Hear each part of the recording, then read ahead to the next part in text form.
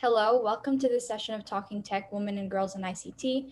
My name is Adriana Sanmartin, and today I am delighted to be representing UNICC, leading provider of digital business solutions to over 70 clients and partner organizations worldwide. Talking Tech is a series celebrating girls and women in tech being recorded around the world. Girls in ICT Day is an international day marked on the fourth Thursday of each April. The objectives of Girls in ICT Day are to help to create a global environment that empowers and encourages girls and young women to consider careers in tech. The Talking Tech series is brought to you by ITU, UNICC, and the Office of the UN Secretary General's Envoy on Youth and is in support of Equals, the Global Partnership for Gender Equality in the Digital Age. To kick this session off, I'm excited and honored to have this conversation with Lilly Hedges, who is the head service desk manager at UNICC in Valencia, Spain. There, she manages a team of highly skilled IT technicians and provides support to almost 40 different countries around the world. Lilly has over 20 years' experience at the UNICC, not only as a manager, but also as an IT specialist. Ms. Hedges is always focused on continuous improvement, utilizing both her management and IT expertise and holding various certifications in multiple IT-related specializations. And I'm very passionate about a more balanced gender tech sector, and which is why I'm delighted to now shift to a conversation with Lilly Hedges. Hi, Adriana. Thank you. It's a pleasure to be here with you, and it's a pleasure to be able to have this conversation. So I first wanted to ask, when and how did you get into technology? I think it was technology who chose me. I was never very interested in technology, and for some reason, it just kept coming to me. Probably about 20 years ago, more or less, the office where I was working, my boss had recently come back from a trip from the United States. This is in Mexico, in Guadalajara, Mexico. And he brought with him a laptop. And I can't even remember the version of Windows that he had on it, but it's a very old one. You probably don't even know about it. And basically, he needed somebody to figure out how to use this laptop because in Mexico, technology was fairly new. And he just gave it to me, and it was very easy to figure it out, to get the gist of the system and how to get into it. So I started going to university to get an associate degree in systems administration. And that's how it all started. Wow. Seems like you had a knack for it since the beginning. Yes, it loves me. And, you know, I always had this thing when I started in university, I kept saying, I don't like computers. And to this day, I can honestly tell you, I don't like computers, but computers like me. You know, I get a new system and within a few minutes, I'm already fully involved. But I'm a very curious person, which I think helps. I love, you know, exploring new technology and I love learning. It becomes a challenge for me and I love challenges. So, but really, after work, I close off my laptop and I will not see it until Monday. Well, I think it's good to take a break. So, as I introduced earlier, you work as the head service desk manager. So I'm curious about like what your role entails and like what led you to the position. So what led me to this position is a long but short story. I started with ICC in New York. They needed a supervisor for the service desk, and I joined with them. And a couple of months later, the manager at the time had to be moved to Brindisi. So I stayed as the manager in New York and started getting heavily involved in the operations. And a year later, they asked me to move to Brindisi to manage the service desk, which I did. I was there for 4 years, and I was managing basically a dedicated customer, which is DOS, and we were providing support to all the missions. And after 4 years, I was offered the opportunity to come to Valencia, which is a completely different scenario because here we have shared services and it's serving multiple customers. So my mindset was always serving just one particular customer, which was DOS, even though it's 36 missions or more, but it's just one customer with one mindset, right? And here I am with almost 60 customers that have different ways of dealing with issues, and they have different issues. But it's like I said, it's a good challenge. I love a challenge, and I'm learning new things along the way. That's great. That's one of the reasons why I like technology, because you're constantly learning, constantly it's constantly evolving. So which leads to my next question. What do you like best about your job or technology in general? Well, what I like best about my job is the opportunity to work with different people from different places and from different places around the world. I think it's very interesting to get to learn, the different challenges that you can be faced with. Um, what I like most about technology, I'm going to keep going back to it because it really is the one thing that I love is learning new technologies and learning, beating that challenge of if something is thrown at you and you can't see the head or the tail, you just work on it until you find it, and then you feel a huge accomplishment. And that for me is really, really priceless. So I wanted to ask you next, if you could share an example of something you've done in tech that you're particularly proud of. Well, not necessarily in tech, but related to tech. I'm very proud of having the opportunity when I was working in Brindisi, and actually even before that, when I was in New York, there was an ERP system that was implemented for all of the UN and the missions. It's called Umoja. And I got involved in it from the beginning of the project, which was a long time ago. I actually was doing my master's degree at the time, and I decided to write my dissertation on the change management of the system. And it's now fully implemented in all of the missions and in headquarters. And it's basically an ERP to centralize all the processes. And now I see it, and I had the opportunity in Brindisi to work with the support team for Umoja. And it's like seeing a little baby grow, and I think that is one of the things I feel more proud of, being a part of that project. No, it sounds really great. It sounds like a really big project. Yes. I hope someday I'll get to there. I'm sure you will. Thank you. So I did want to ask, what's a lesson you learned along the way that you'd like to share? A lesson that I would like to share is never let anybody tell you you can't do something. Always trust in yourself, trust in your instinct. I was many times told, you can't do that. And that just made me more stubborn, just to prove them wrong that I could do it. And especially growing up in Mexico and getting involved in technology 20 years ago, it was a big challenge. Technology was supposed to be for men, and women were not to get involved in anything that was highly skilled or highly technical or that required a brain, let's say, because it wasn't the right thing to do. And nonetheless, I just decided to do it. When I was in university in Mexico, I was one of two women in my class. That was it, only two of us.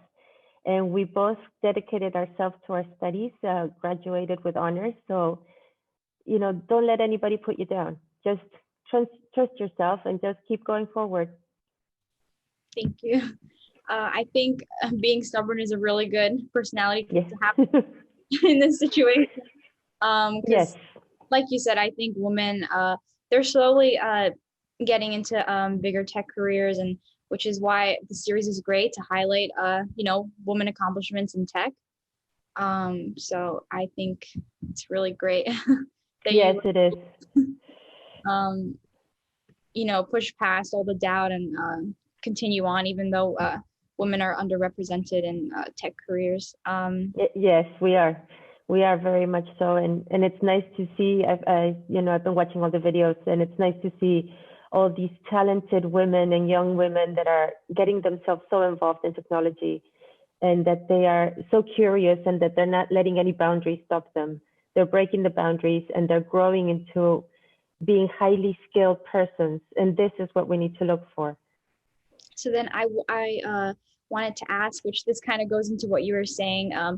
Have you encountered any challenges along the way, and how did you overcome them? Yes, so many, so many. But I think the biggest challenge I've had as of recent is during this pandemic, and I think it's the common theme. During this pandemic is when I was given the opportunity to manage the team in Valencia. And I've been managing them remotely since May. I have not met my team. I have never been to the office. We meet like this virtually, but we've never had the opportunity to actually see each other face to face. And in the beginning, I was really nervous and very scared because I've never had to manage a team virtually. And, I just started to put myself in a mindset of just forget that it's a computer. Just imagine that you are there with them and just, keep that mindset and just move on. And now it's like I've known them forever. So it was a big challenge, but it feels good to know that no matter what life throws at you, because you're always going to have challenges, you can overcome them. Just find a way, talk to people, get advice. It's always good. And you'll find a way to overcome them. I think that's great. I actually saw on our StaffNet an article written about your team and the celebration you had, I think for Halloween, and it looked like Yes. everyone was very Yes, we close. had a So virtual I'm in shock party. that I'm in shock that you haven't met any of them in person yet, because it seemed like everyone knew each other very well. Yeah, well, they've been working together for a while. Me and three other people that have come along during this pandemic. Yeah, but it's, we've made it a point that no matter what, we're still a team. That's great.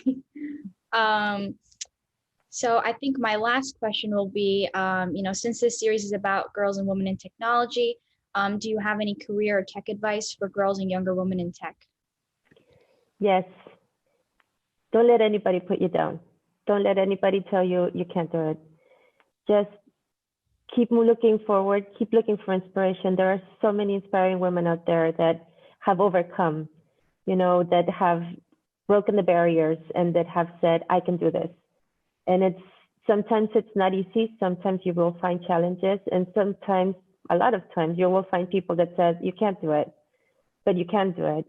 Being a woman is not a reason to stop doing things just because in certain countries or in certain places, they still have this mentality of this is not a woman's environment. Everything can be a woman's environment, and we have the same skills and the same capacity to build them. So never let anybody put you down. Trust yourself, trust your instinct, go with your gut, and you'll get very, very far. So since that was your last question, now I want to know, when did you get into technology? Well, I started at Breakthrough Tech, which is a tech organization through Cornell University. And I did a program where we used HTML, CSS, and JavaScript to create a website where, in my case, I collaborated with someone else, and we created a website to help incoming college students connect with current college students, to help them through the process and through any information that they needed to know. So that was the first step into the tech industry, the tech world, being that website. And it was actually really fun. I loved the community. I thought everyone was very nice. And then I did have some other internship opportunities where I worked on marketing campaigns, and I found that I really like the tech industry, but I also really like the business side. So I kind of wanted to combine the two interests. And now I'm still studying, and I'm only in my second year of college, so I'm still looking to build my experience and see where I want to take both things. Yeah, you can do it. Believe me, you can do it. My master's degree is on business management, so you can always mix them. So what is it that you like most about technology? Like I mentioned earlier, I really like how evolving it is, and I feel like there are so many different things I can explore. There's like data science, AI, and I feel like it's a great opportunity to to see what I like and explore different paths that I can take, which I think is really great. So is there something that you have done so far? You just mentioned that you've only been 2 years into your university. Is there something that you've done that makes you feel extremely proud of? Well, I'm really proud of first having the courage to start computer science, exploring that, because again, I am intimidated, but I've been reassured, that like you said, to keep trying. It's okay, just follow your passion, and it's very easy to put them together, your passion for business and your passion for technology. You know, there are many entrepreneurs out there that have started with a small business and they start building their websites and then they start building all their business around technology. So there's always opportunity. But do your passion. That's important. Follow your passion. So what is your biggest accomplishment? I guess you know, the internships I've been through, creating the website, which I didn't nowhere did I imagine that when I started the program that I would be able to do something that huge, because it was my first time coding. So I felt like that was a really big accomplishment. And um, I guess I'm really proud that I've continued. And again, through Breakthrough Tech, I've gone into this internship with UNICC. And so far, it's been amazing. And I think we've gotten a lot of great stuff done. So, Fantastic. yeah. And where do you see yourself in 4 or 5 years, let's say, after you finish university? Where do you see yourself, or what do you see yourself doing? Well, I do want to continue with my studies. I do want to get a master's, and really just continue taking internships. Again, exploring the different subcategories, things in tech that I can do, and what specifically, what area that I want to, you know, pursue, and just continue taking classes. And I guess I do want to see myself at a company, hopefully, um, and where I can make a difference. Yeah, I'm sure you will. I'm sure you will. So, as a young woman in technology, what message do you have for other young women out there? Well, I would say, well, listen to your parents, because my mom encouraged me. Uh, she said that computer science was a great field, so I definitely was definitely influenced by her to get into the field. And I would say, like, research to see what opportunities there are out there, like I did, because I researched for programs that I could, you know, be involved in, and see if this is something I like, if this is something that I can do. And I think it's really good to look online and see where you can get involved in. And I think Breakthrough Tech is a great place to start, for especially for people who don't have any experience. So that wraps up our session today for Talking Tech, Women and Girls in ICT. Thank you so much, Lily. I really enjoyed our chat today, and thank you so much for our viewers who are watching.